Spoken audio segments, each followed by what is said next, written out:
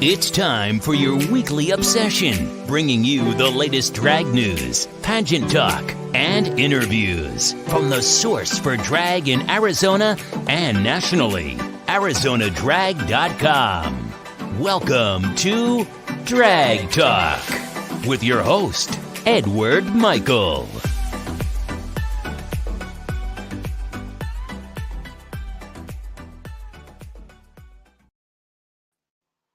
Good evening and welcome to Drag Talk, brought to you by ArizonaDrag.com. My name is Edward Michael, and this is the spring debut, episode number 8 of season 2. And I'm so excited to be back on the air with you guys right here on Facebook Live and our YouTube channel. Coming up a little bit later on, we're going to be joined by my very special guests, one of my favorite showgirls, Miss Savannah Stevens will join us a little bit later on. But right now, like we always do, let's get started with some drag news. Girl, the shade of it all. The off! I've had it with you. Go the home. I've had it officially. I'm back again. That was a choice. Choices. All right. Well, in our drag news for this week, the Miss Gay America Pageantry system has announced their plans for the 2021-2022 pageant season. The 50th anniversary of Miss Gay America honoring Pattaya Hart will be held in Little Rock, Arkansas on January the 17th through the 20th of 2022. So Miss Gay America pageant is going back to its original home where it first started in Little Rock, Arkansas. Of course, we will be there live to cover the pageant for those who are unable to attend the pageant. So we are looking forward to that. That is going to do it for our drag news for this week. Let's move on to some pageant talk.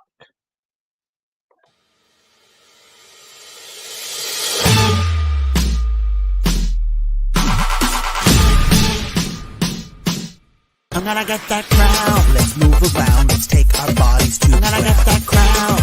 Arms, legs, snatch. I'm gonna get that crown. The crown on girl, get the crown on girl, get the crown on girl. I'm gonna get that crown. Snatch. It's mine.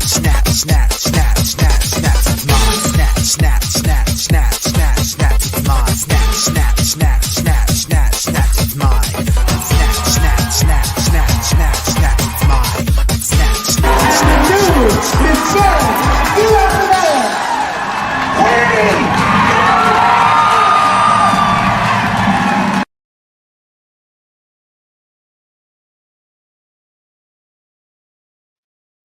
All right, ladies and gentlemen, in our pageant talk for this week, of course, we are going to talk about last night's most anticipated pageant. It kicked off the pageant season, and I'm talking about Miss Glamorous 2021.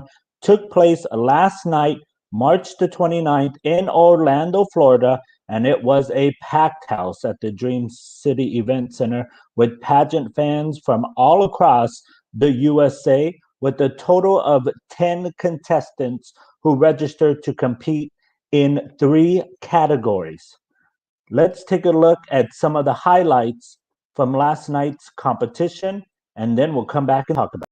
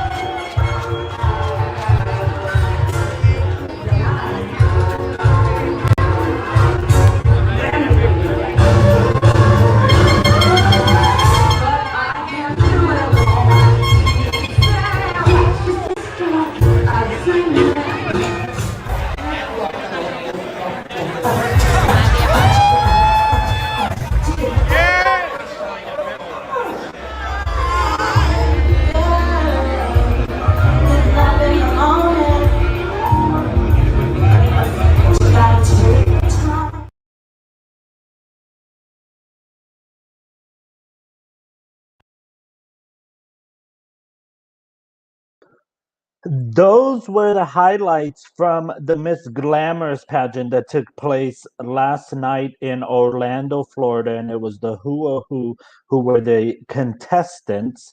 We're going to go through the contestants right now. Maya Jackson Ross, Dominique Chappelle, Fantasia Lamore, Jasmine Masters, Layla LaRue, Nicola Dupree, Noel Leon, Venus Knight, Yisa Jovorich, and Joan Julian. And the results, it was a stunned crowd at the end of the night. But Joan Julian from Chicago, Illinois, who is originally from Paris, France, became the Miss Glamorous 2021. Fantasia Lamore was the first alternate, and Nicole Love Dupree was the second alternate. Congratulations to all the contestants and to the pageant director who put on a fantastic pageant. It was nice to be able to attend the pageant again and to be able to be reunited with the pageant family. The results are the results. Um, I'm not here to comment on my own personal judging opinion, but congratulations, and we wish her a very successful reign. All right, ladies and gentlemen, that's going to do it for Pageant Talk. At this time, I'd like to welcome my special guest, one of my favorite showgirls. You know and love her, we're going to welcome Miss Savannah Stevens right after we take a look at some highlights from Savannah. So here we go. They say, oh my God, I see the way you shine. Take your hands, my dear, and place them both in mine. You know you stopped me dead while I was passing by. For the next number, I like to return to the classics.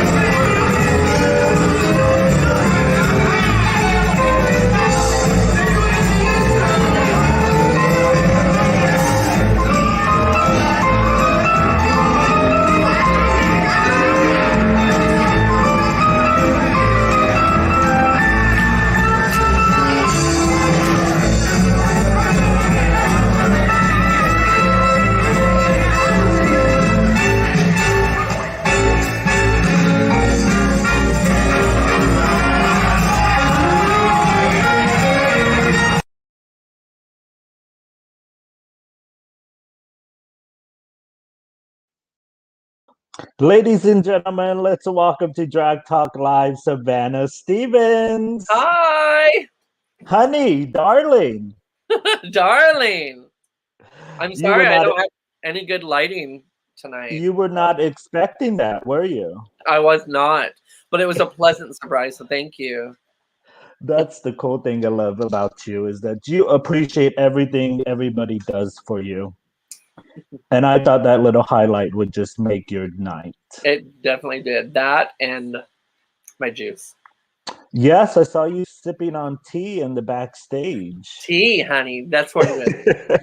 We'll go with that, tea. All right. Well, thank you so much for joining me. I'm so excited to talk to you because you already know you're one of my favorite showgirls Thank you. here in Arizona. We are very lucky to have your talents here in Arizona. And I never really had the pleasure to actually talk to you and talk about your drag career and why you love drag so much. Because if anybody in Arizona loves drag, it is Savannah Stevens. Thank you. I love drag.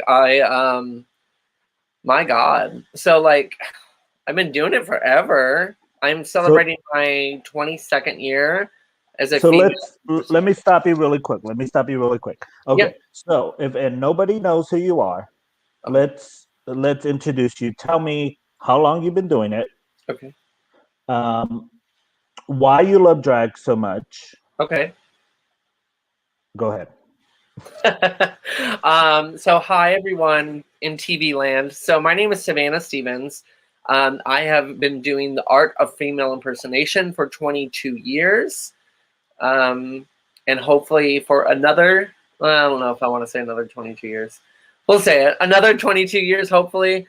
And what really got me started in it was my love and my passion and my utmost respect for the theatrical arts. Ever since I can remember, I've always been attracted to the stage and to lights and to be able to entertain. Ever since I was a young boy. So in school, I was in theater, and then high school, I was in theater. I got into community theater, and then after that, I kind of just hit a wall. I didn't know where I wanted to go with it, but I know that I wanted to extend myself theatrically. And so I saw my first drag show at Pookie's. Oh, you're aging yourself. I know. All right. So do you remember your first experience? So you said it was at Pookie's. You saw your first drag show? So I saw my first drag show. I think it was like 2000 or 2000. I think it was 2000. It was Pookie's, and I think it was just a 2-girl show. I don't know if the other girls had canceled or if they were just doing a 2-girl show, but it was Phaedra and Barbara Seville were the very first 2 drag queens I ever saw perform at Pookie's. And so it was 2000, so Barbara had to be Miss Arizona at the time. But I saw Phaedra do Selena, her Selena impersonation, which was amazing, of course. And then I saw Barbara Seville. First time I saw Barbara Seville do Dusty Springfield. And I knew right then and there that I had to be a part of this world. I absolutely had to do this. So when was your first experience? When was the first time that Savannah hit the stage? It was not long after that, but it wasn't at Pookie's. It was actually at a club called Winks. And I remember Clayton McKee was the DJ. I think it was Clayton. Clayton McKee was the DJ. And my drag mom, Divinity, was actually the hostess. So she let me do, which I didn't know at the time what it was, but she let me do a guest spot. And I had a ball. I had a blast. Do you remember the first song you performed? I do. I was going to say it, but then I was like, you should wait for him to ask it. So it was That Don't Impress Me Much by Shania Twain. Oh, okay. And so how did you feel after that first experience? Were you nervous to get on stage, or how did you feel? I don't want to say I was terrified, but of course I had butterflies. I was a little nervous. But was I absolutely terrified of the stage? Absolutely not, because it's really where I have felt the most comfortable my entire life. So I had butterflies. I was a little nervous, of course, but that's good though, because that means you care. So I was nervous, but it wasn't like stage fright. So tell me, how did you get the name Savannah Stevens? Where does that come from?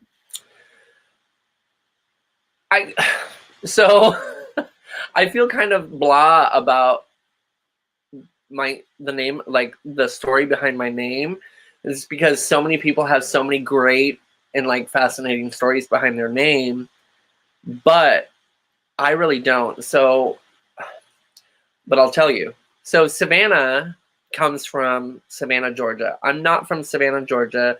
People always come up to me and they're like, you must be from the South, or you must be from Savannah, or no, I'm not. I've never actually been to Savannah, Georgia, but I've always wanted to go.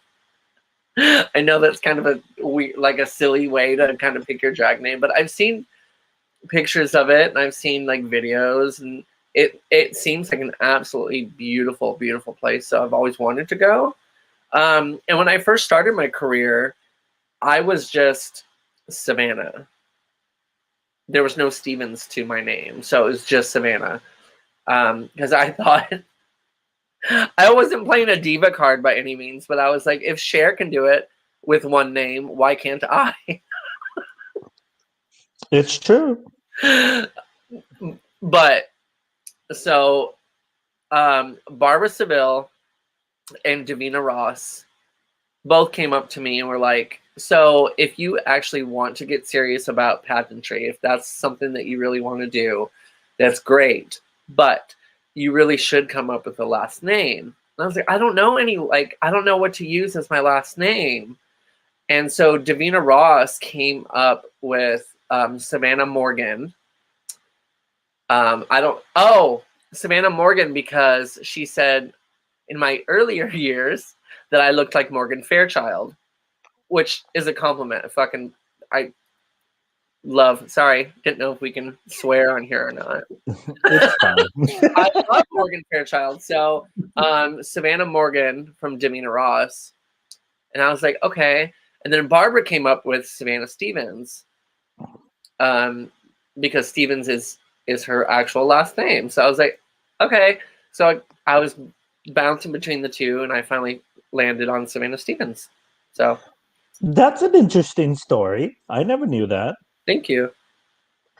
So tell me, the Stevens family. So you don't. The host Savannah Stevens doesn't come from a drag family. You are the matriarch of the family. So any drag children? Yes, too many if you ask me. Yes. So I've got Olivia Gardens, and she doesn't take the Stevens name only because you'd really have to like ask her, but Well, we have her on the line. Let's ask her. she thinks of me as a drag mentor, Uh-huh. Mhm. instead of like a drag mom. And I kind of share her as a drag mom. We always joke that me and Pandora Destranche had a fiery night of passion one night. We really didn't, but and we came up with Olivia. So we had we have Olivia Gardens is the Stevens, Mhm. Zara Stevens, Bianca Stevens, Whitney Stevens,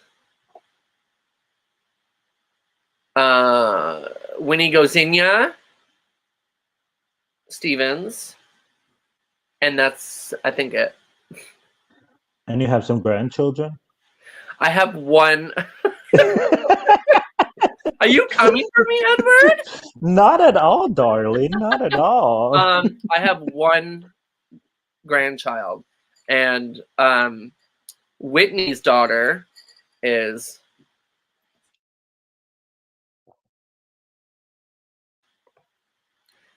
And then I have Sierra Stevens. Sorry. So how many was that? Five? You Five. said Whitney's daughter. You cut out there. What was it? Whitney's daughter is Doja, Doja Stevens. and that Yes. I'm her glamma. Oh, there you go, Glamma. I like that. I like to call myself that too. I'm one of those moms. So tell me, what is your style of drag? I guess so. I try to be as much as everybody. I try to be the most well-rounded entertainer I can be. But I would, if I had to classify my style of drag, it would have to be pageant / dance drag, if that makes sense. It does. It does. Yeah. So tell me, what was your main goal when you started drag? Like, what were you hoping to accomplish? So I really wanted to make a name for myself, and really wanted to make a connection with our community and make friends, which I've been so blessed to have done. But one of the first things I ever learned about drag was about the Miss Gay America pageant system. And so I've really been practicing my craft and learning all I can. Even though I've been doing drag for 22 years, I've been trying to learn and learn and learn and trying to absorb as much as I possibly can from our community and entertainers, past entertainers, ones that want to start entertaining. I try to learn as much as I possibly can. So, yeah. And we will get into your pageant career a little bit later on. I'm so excited to talk about that. We have a question in the chat from Richie. Richie asks, what would you say your most memorable moment in your drag career? Oh, I love that question. Because the first thing that comes to mind is, and again, it kind of ties into pageantry, so I won't dive too deep into it, but like my most memorable experience is winning Miss Gay Arizona America in 2016. It's something that I had strived for, and I was really proud of myself and for everyone who had believed in me. So that, it's kind of tied. So Miss Gay Arizona America, winning Miss Gay Arizona America 2016, and then going to Miss Gay America and placing in the top 5. Those are my top 2. And we will talk about that in depth a little bit later on. But right now, we're going to take a commercial break, and then we're going to come back and talk about your pageant career, your fascination with the Reba McEntire, and what else you got coming up. Okay, we'll be Cool. right back. Thank you.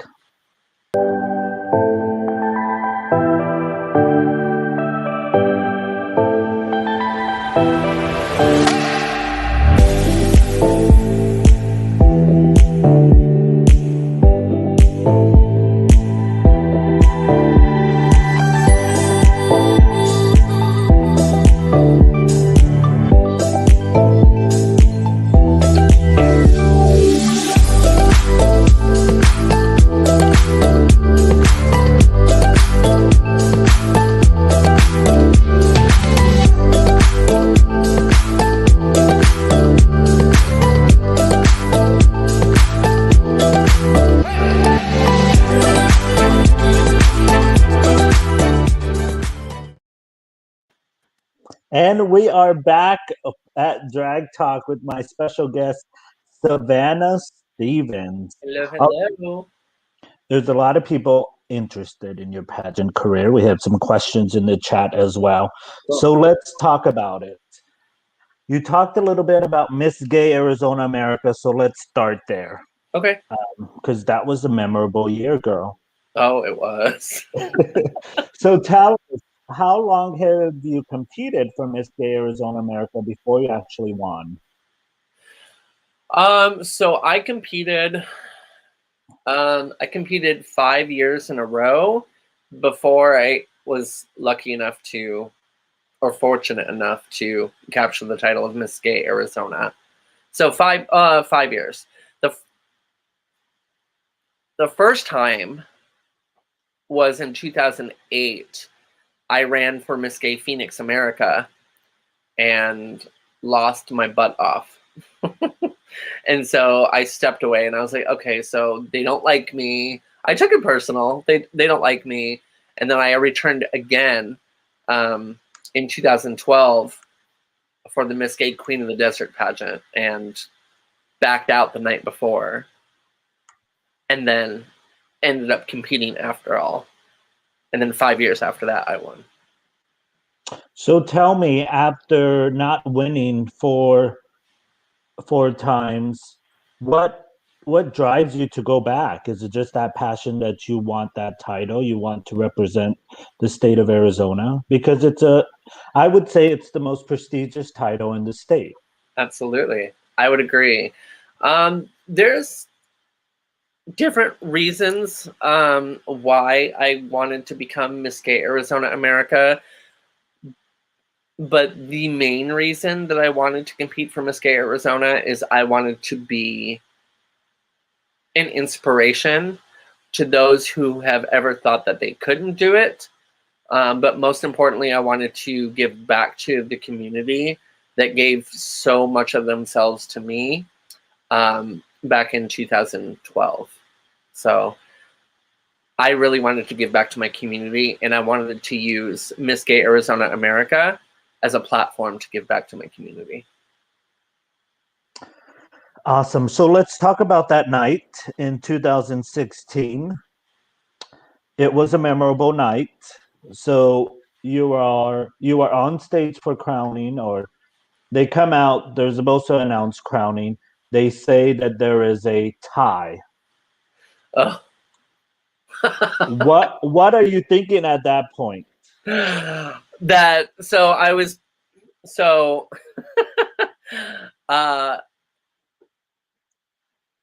was just kind of mentally preparing myself to lose again. Yeah, I think that's what I was thinking. I was like, so there's a tie. I was like, oh God. And so I remember Asia O'Hara was Miss Gay America at the time, and she and she said, there's a tie between two of you, but I can't say who because it would give it away. So there's a tie between two of you. So we have to do onstage question again. And my heart just, you might as well just rip my heart out, because I was like, I just lost this pageant again. And so there was that. But we later learned on it had nothing to do with you, right? Nothing. It had nothing to do with me. So she had told the top 5, she said, we have to sequester all of you because we're going to do another onstage question to break the tie. And for those of you who know me well enough know that speaking publicly has never been my strong suit. It's something I'm slowly continuing to work on and thrive to be better in. But speaking, interview, onstage question, those kind of categories, I've never favored in, if you will. So she said we had to do another. So we all get put into a room at Tempe Center for the Arts together, and they pull us out individually one by one and ask us, we come out on stage, and Asia O'Hara is and asks us each another onstage question, which we have to answer. That's how they broke the tie. But the tie had nothing to do with me. The tie had to do with first alternate position. So, yes, you were the overall clear winner. but nobody knew that. Right? So tell me, you hear there's a tie, you do the onstage question again, you're there on stage. Do you think you won at that point? No. So I even answered my second onstage question. I was like, I looked over at Wes and I was like, Wes, can you like go back and pack my stuff? Because we need to go. Like, I'm out of here. Like, this was great. This was great fun, but they don't like, I didn't win. They don't want me. It's fine. They don't want me. I'm okay. I'm okay. So I answered the second onstage question, and then they call us all out. They call the top 5. They do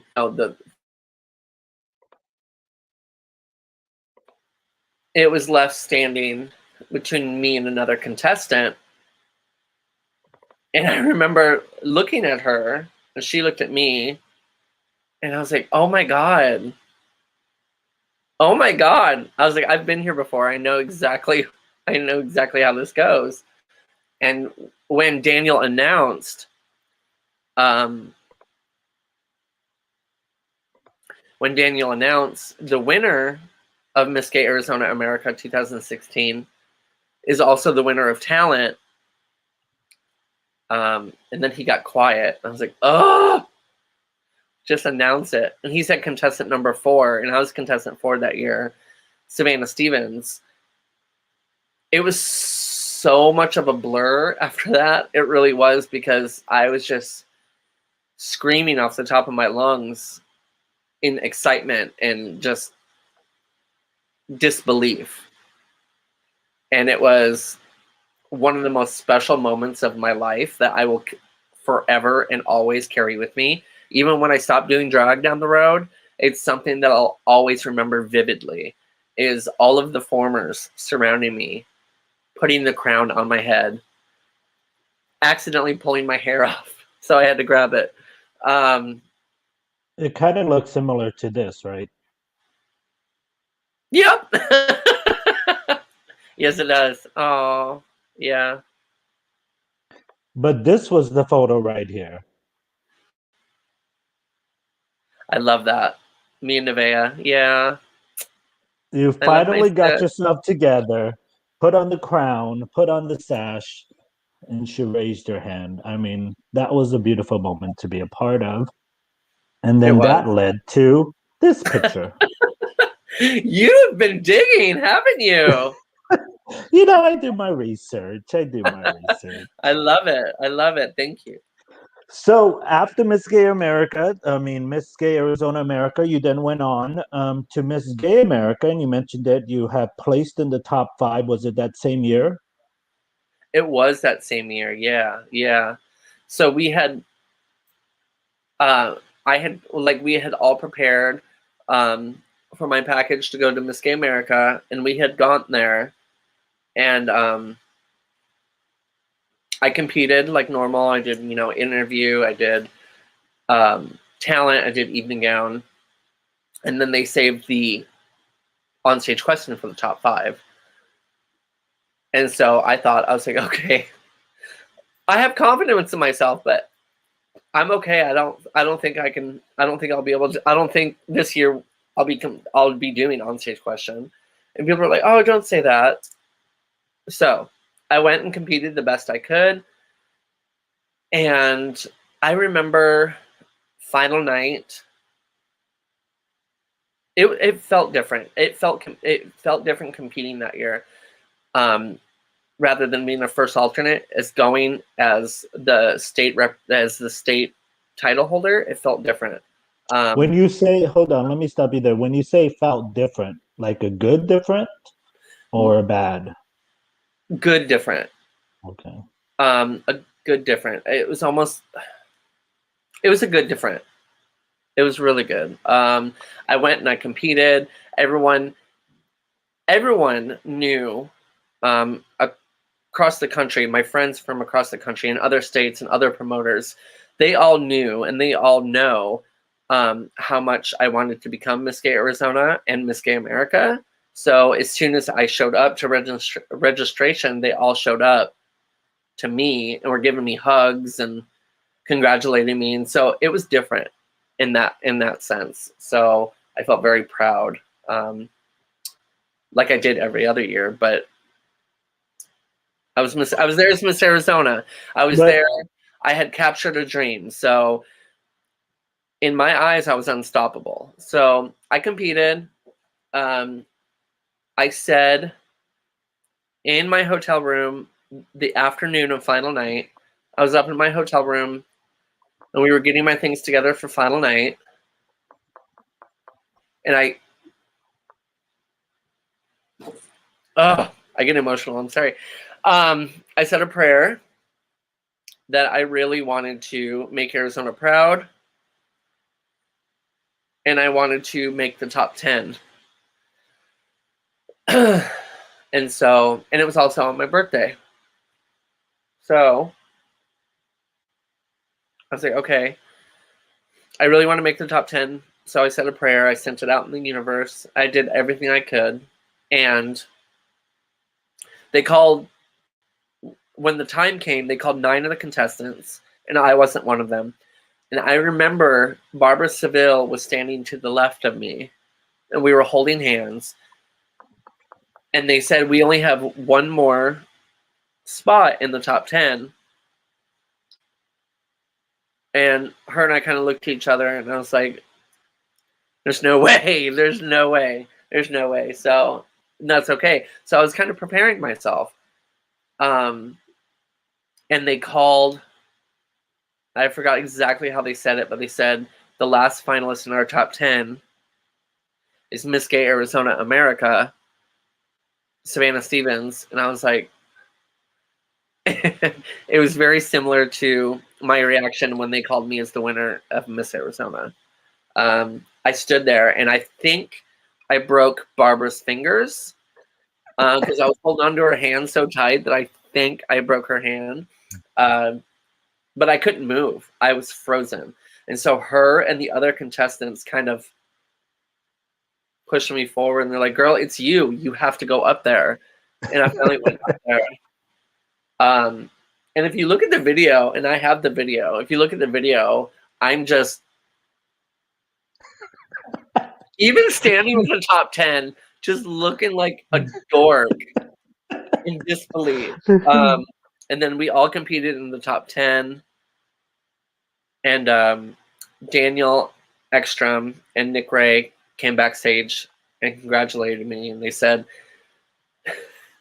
if you make the top 5, if by chance you make the top 5, get it together. And so I was like, okay. And so I thought for sure. I was like, I'm in the top 10. I'm in Miss Arizona. I'm in the top 10. I couldn't be happier. Really, truly, honestly. And then when they called the top 5, I believe I was the last finalist called in that one as well. And they called me. They were playing with you. Girl. Eduardo, let me tell you. They were testing the doll. So they called me last into the top 5, and I was like, oh my God. This is like, I'm in a dream right now. So, and then I got to answer an onstage question.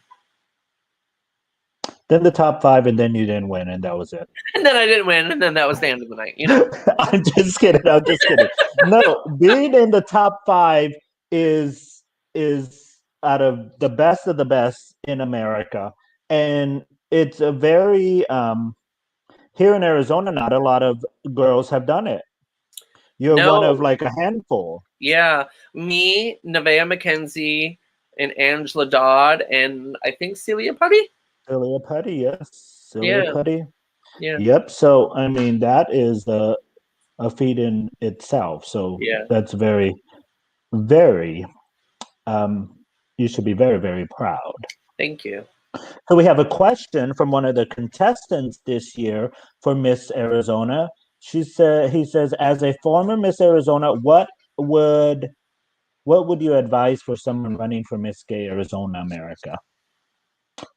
My advice for a contestant running for Miss Gay Arizona, or for any system really, is to focus on you, to focus on your craft, and be you, and leave it all on stage. Be authentically 100% you. Leave it all on stage. But I would say the biggest from that is to have fun. Because if you're not having fun, you're not absorbing anything. If you're not having fun, you're not learning anything. So you have to learn. That's how you grow, and that's how we adapt. So be yourself and have fun. And that was from Miss Gay Queen of the Desert, Sicario, one person who I think is going to be not only Miss Arizona, but is also going to be in the top 5 at Miss Gay America. Absolutely. I absolutely think that. All right. So we have another question about the pageant before we get on to your impersonations, because we are running out of time here, girl. I'm sorry. From the Empress, from the Empress of the Imperial Court, she asked if you could have done anything different during your reign, what would it be? Oh, God. Oh, geez. An on-stage question. Right? If I could have done anything different during my reign, what would it be? Oh. I don't know. So let me start out by saying this. So I really dove into everything that I possibly could have done during my reign as Miss Gay Arizona, only because I didn't want to step down, pass the crown on, and then look back and say, oh, I wish I would have done that. Or I wish I would have said that. Or I wish I would have, not done that, or whatever it may have been. I don't have any regrets during my reign, but if there had to be one thing during my reign that I wish I would have done, so in the top 5, when I answered my question, the question was written by Cody Collins, who is my personal favorite Miss Gay America, read by Kirby Colby, but the question read, if you do not win tonight, what have you done to prepare yourself to be called first alternate? And I gave my answer, but then at the end of it, when I said, I'm standing here as your next Miss Gay America, I said, I'm standing here as your next Miss Gay Arizona America. Mm-hmm. So I think that's what made you lose the pageant, I see.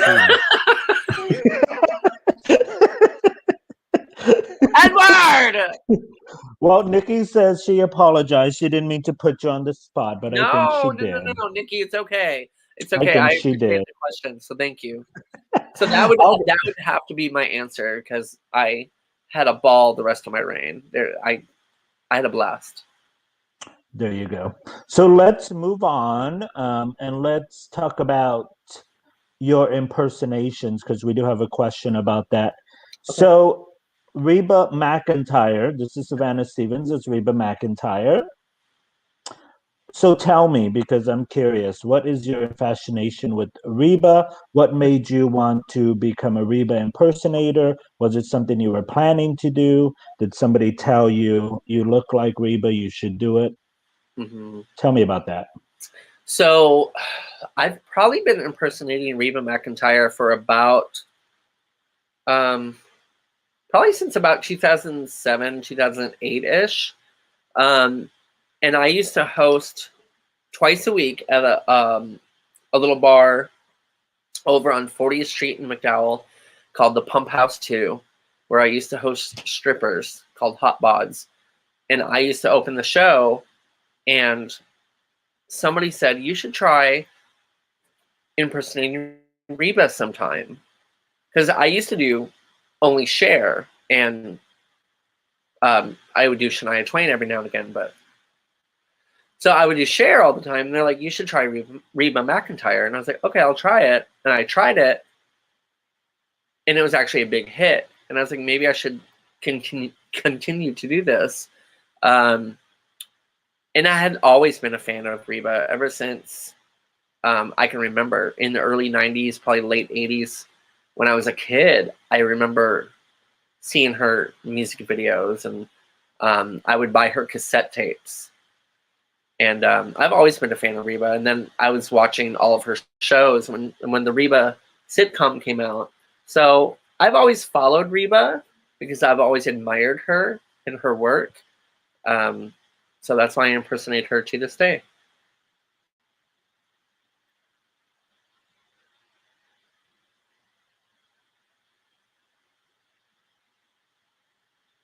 Uh-oh. I can't hear you, but I'll read the question. Impersonations that you have not done yet. Give the tea. We love you. Oh, I love you too.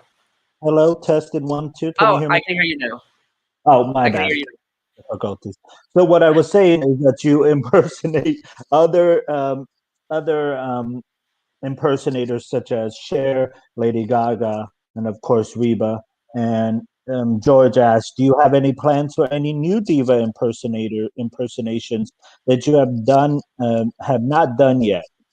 He says, "Give the tea," and he loves you. Oh, I love you too, George. No, I don't.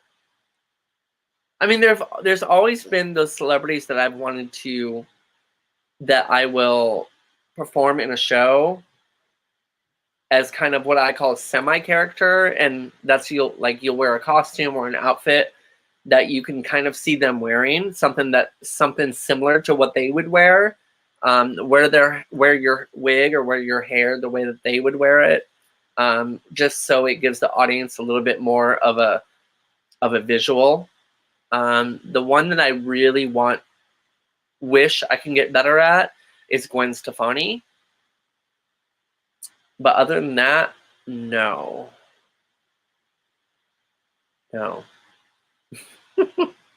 I impersonate Reba, Cher, Amy Winehouse. I think are my three. All right, we have another question in the chat. Any advice for a new queens to the community and how to be successful? That's from Zara. Any advice for the new queens to the community and how to be successful is to be, and all of my daughters know this, but is to be visual. You have to be seen. You have to go out. You have to be known. You have to introduce yourself to people. You have to make yourself available for anything, a guest spot, a benefit show. It doesn't matter what it is. Make yourself available, make yourself known, and make yourself visible by any means in the community. Go to pageants, go to shows. If you're a new queen or a new entertainer in the community and you want to be seen more and you want to get known more and you really want to put your foot in the door, look for those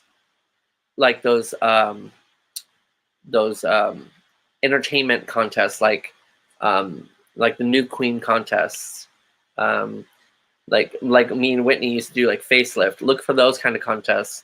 My sister Desiree Del Mornay, she does Legends of Tomorrow. Enter into that contest. Get your name out there. It's the best way to get your foot in the door and to get seen and be to be known.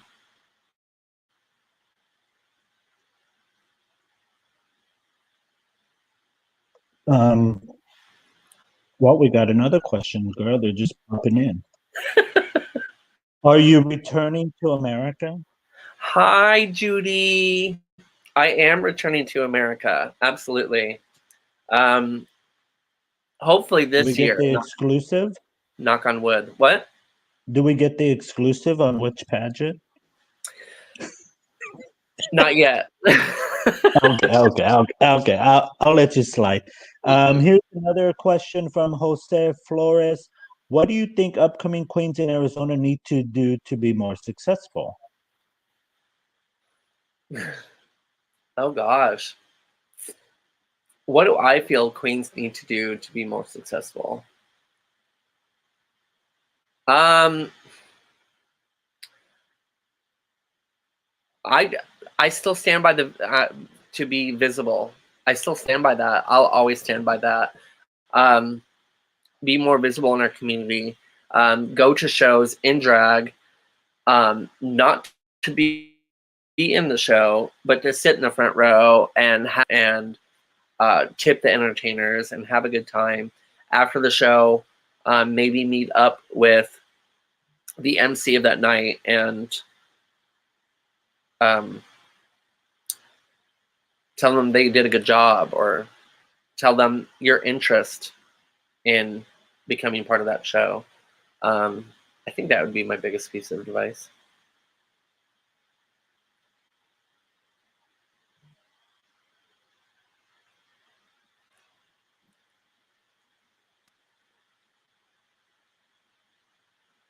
Because I know you got a couple things coming up, including this one right here, the Bitch Bash Bingo at Breakfast Bitch. Tell us about that.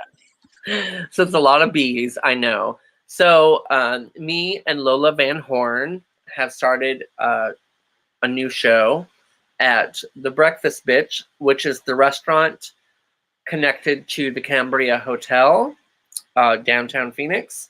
And we will be starting April 2nd with Bougie Bitch Bash, which will be kind of pop-up performances and special guests and drink specials, and we're going to banter with the audience. We're going to have a good time. We're going to do a number or two, and just party with the people that are going to be there. And then that's going to be every Friday from 6 to 8 p.m. And then every Sunday from 6 to 8 p.m., we're going to have the Bougie Bitch Bingo at Breakfast Bitch, which again is connected to the Cambria Hotel. And that will go from 6 to 8, and that will be a bingo hosted by myself and Lola Van Horn. It'll be fun. We also have, thank you. We also have Elements After Dark every Friday night at BS West in Scottsdale. Scottsdale's premier female impersonation show, by the most decorated cast in Arizona, in my opinion. Starting at 10:30 p.m. at BS West every Friday. You guys can contact BS West or myself to make reservations. And on Saturday nights, they can catch you at Opulence. Opulence. So they can catch me at Stacy's Melrose at Opulence at Stacy's Melrose every Saturday at 9 p.m. I'm there three Saturdays a month because I also have Cobalt Follies once a month, which is on a Saturday at Cobalt. Wonderful. So we have another question from Judy before we have to wrap this up. So let's see.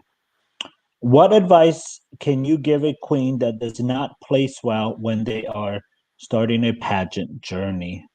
Once again, let me read the question again. Go ahead. I actually love that question as well. The advice that I would give to anyone that does not place well at the beginning of a pageantry journey is to not give up. If it's your dream, if it's your goal, if it's your ambition to become that title, don't ever give up. I haven't given up on my Miss Gay America dream yet, and I won't. I'm going to continue to strive to become a better person, a better entertainer, and a better administrator. So don't give up. Take the judges' critiques and the constructive criticism that you get from your team and the judges and from formers, and make that better. Turn that into something that is solid gold. Take your critiques. Every pageant I've ever done, I've always saved my critique sheets from the judges. And when preparing for a pageant or a contest, I always look back on those comments, on those sheets, and I kind of think to myself, oh, okay, no, maybe I shouldn't do that. Or all these judges in all of these pageants have really liked this about me, so maybe I need to keep that. So you can always look back on those to help build a stronger, more solid you as a competitor. That would be my biggest piece of advice. And we have Joe tuning in from Canada. He really enjoyed it. He says, good luck with all you do, and we'll watch for more broadcasts. Thank you, Joe, for tuning in. Aunt Larson actually brings us to our last thing I wanted to talk to you about, is about your wigs, your Savvy Styles. Yes. And he says, who makes your wigs? So I make all of my own wigs and hair pieces. I have a local small business here in Phoenix, Arizona, and I've been so fortunate enough to have done wigs and styles for Asia O'Hara and Susie Wong, a former Miss Gay America, Asia O'Hara, a former Miss Gay America. I've done hair for Pataya Hart, our reigning Miss Gay America. I've also been fortunate enough to work with a local theater here in Arizona, Arizona Broadway Theater, with their wig department. But I specialize in wigs and hair pieces for our local and national entertainment. And they can find you on Facebook, right? And Instagram? Mm-hmm. Yeah, Facebook under Savannah Stevens or Savvy Styles AZ, and on Instagram as the same, Savannah Stevens or Savvy Styles. Awesome. Anything else you want to leave us with? Any bookings you got besides your regular bookings? Yes, thank you. So I'm at BS West and Breakfast Bitch every Friday. I will be at Stacy's for Opulence every Saturday. I'm at Industry every other Sunday for my bingo brunch. What else have I got going on? I've got another bingo show coming up very soon at BS West. So I encourage everyone to visit me on my Facebook page and follow me on my Facebook page. And I hope to see everyone out and about very soon, is being safe. Savannah, it has been an absolute pleasure to talk to you. I absolutely adore you. You know that. So thank you for taking the time to come on the show and talk to us. Thank you, Edward. I love this. I had a blast with you. So thank you so much for this opportunity. You're very welcome, and we will see you on the stage somewhere soon. Absolutely. Bye. That was Miss Savannah Stevens. I absolutely love that girl. And that's going to wrap it up for another edition of Drag Talk. It is our spring debut, so we'll be back each and every Tuesday night right here on Facebook Live as well as YouTube Live, so we can talk drag, pageants, and have special guests from all across the country. So I thank you so much for tuning in. If you missed any of this episode, it will be available on our YouTube channel as well as on our podcast networks, Apple Podcasts, iHeartRadio, Spotify. You can listen on there as well. But that's going to do it for this edition, and we will see you next week with more Drag Talk. Thank you for joining us for this episode of Drag Talk. For the latest news, pageant updates, and interviews, visit us online at arizonadrag.com and follow us on all social media platforms. Thank you for listening, and we'll catch you next week for more Drag Talk.